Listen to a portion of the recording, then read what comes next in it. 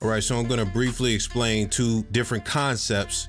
One of them, which I went over in my previous sound selection video, but the first is going to be timbre. And timbre, again, is like paint. When you wanna paint a picture and you think, okay, I wanna paint the Headless Horseman and I wanna paint it very scary, what do you think of? You think of really dark colors. You wanna paint them in the moonlight, so you're gonna use a lot of blacks, navy blues, stuff like that.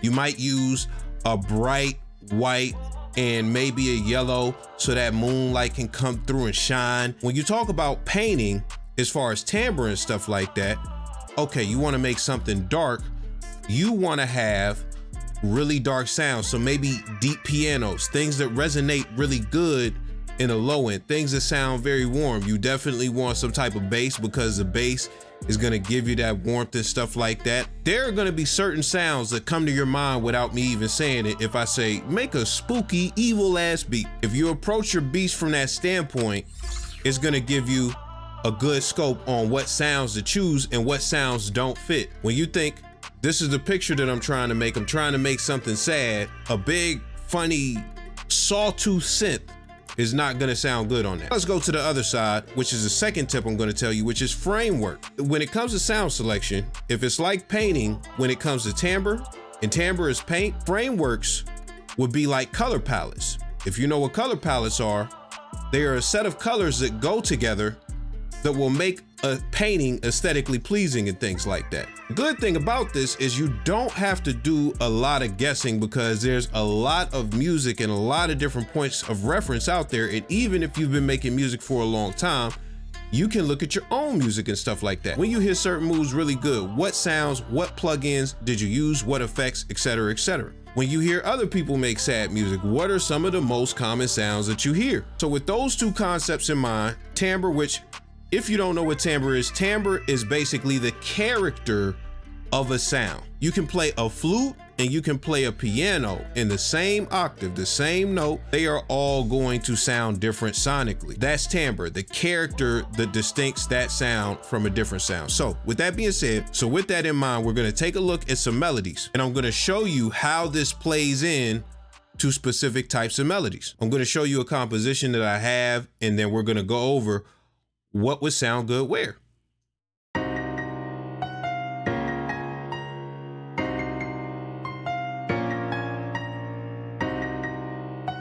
That's very dark and menacing. It already sounds good on the piano, but what will go good over the chords? Now with the chords, I got this pad. That sounds like some Black Lagoon type stuff, in my opinion, like Creature of the Black Lagoon. So we're gonna listen to it over the chords, see how it sounds.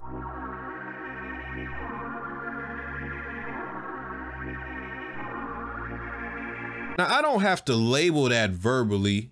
How does it feel to you?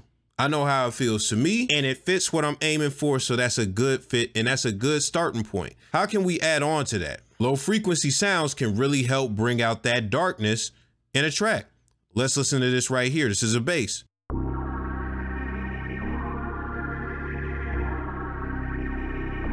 That helps make it more dark. Boom. Now we have to deal with the top end instruments. I got some sort of mallet.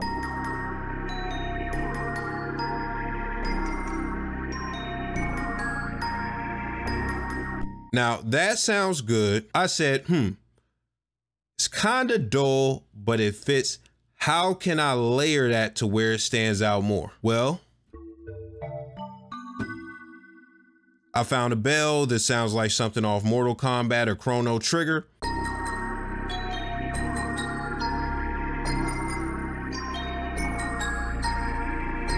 And with that, we have a composition. What sounds did we use?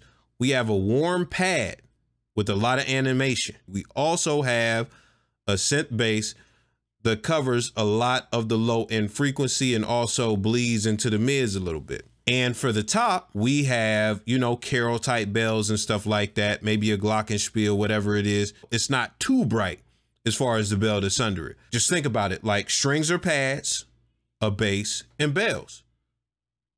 Wow. You should try and make something dark with those types of instruments yourself. See how it comes out. With that type of combination, it's going to be easier for you to hit the mark. Let's move to the next example. Let's say I'm not going necessarily for a specific type of mood, but more of a type of feel based on a genre like drill or something like that. Or maybe, you know, a certain type of ethnic sound. In this case, we're going to try and get something Spanish, something South American. The starting point that I think of when I think of Mexican music or Brazilian music and stuff like that is nylon guitars. So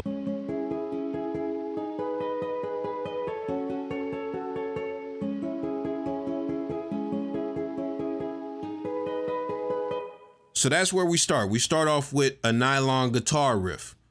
Now, what other instruments come to mind? So we got the harmony, that's the chords and stuff like that. It's just playing an arpeggio. Well, how about flesh it out with more guitars?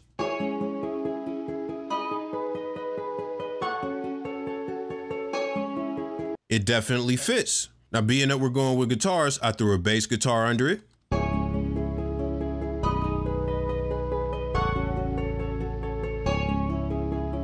As far as the top melody, I thought, how about we add some type of flute?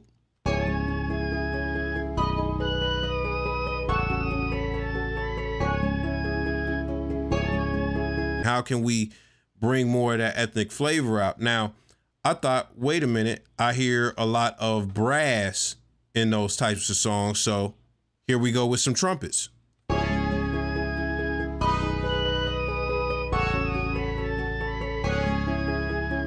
Just to add a little bit extra to it, I added, you know, a shaker.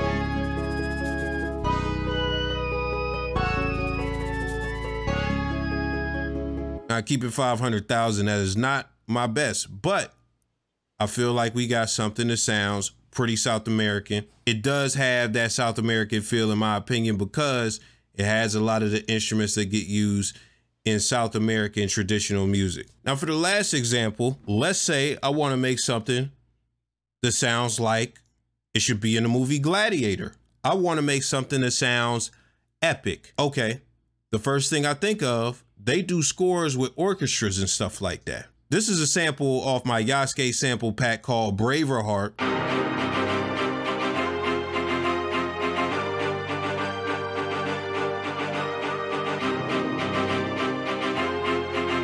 It's one of my favorite samples that I ever made, but we're gonna have more heat in the future. And check out the 10K sample pack when you get a chance. It is free, it's on the website, all that good stuff. Of course, you're gonna have to know to a certain extent, you're gonna have to find out what type of rhythms and what type of notes fit good for this type of sound, but you cannot accomplish the sound without the right instrument. So I knew it came down to two things, strings and brass. We're gonna listen to all the strings.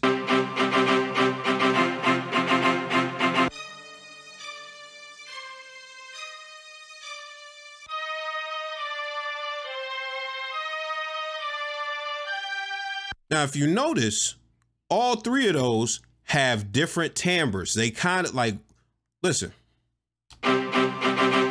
That's kind of thin, but still kind of bold. This right here,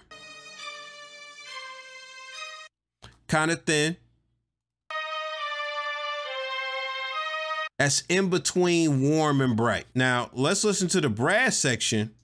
And all it really did was harmony as far as all the brass.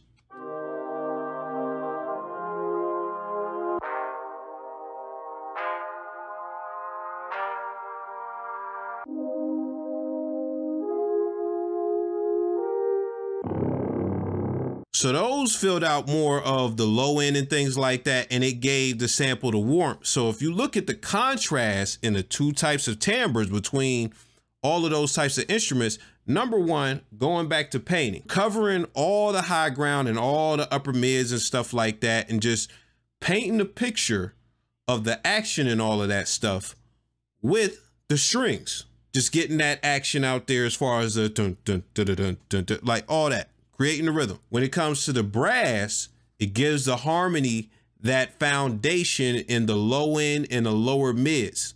It gives it that boldness. It gives it that fucking thickness, man, that fucking thickness. I wasn't just searching around for sounds blindly, like what would sound good with this and shit. I was making a sample. I had a vision in mind.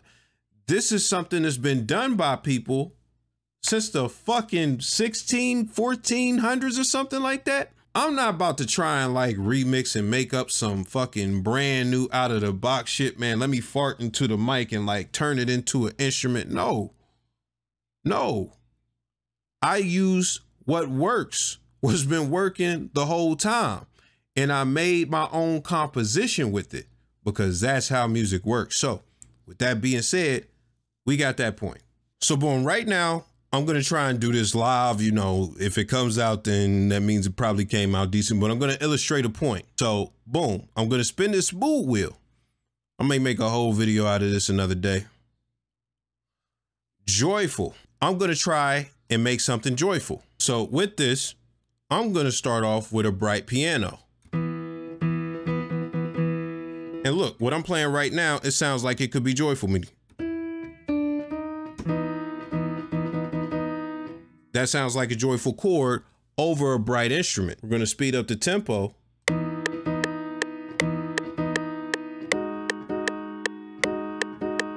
So that sounds pretty joyful to me. Hey, let's add some more notes to it. Just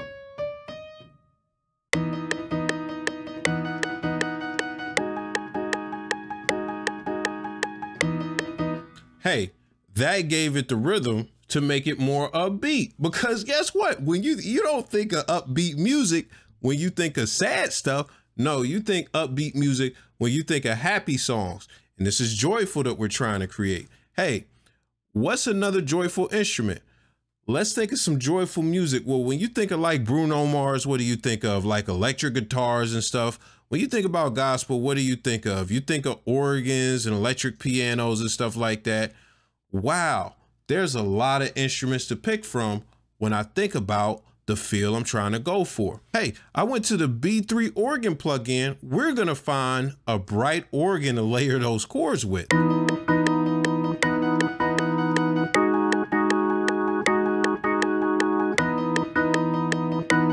You feel me? You feel me? Do you feel the joy, son? Do you feel the joy? Do you feel the joy? Hey, if I could do like a spank wah guitar and stuff like that, I would probably do that. Now, being that I don't make funk music or Bruno Mars music or nothing like that, I'm not going to be the best at making a wah wah plucks and stuff like that. But hey, we tried to add some. Let's listen to it.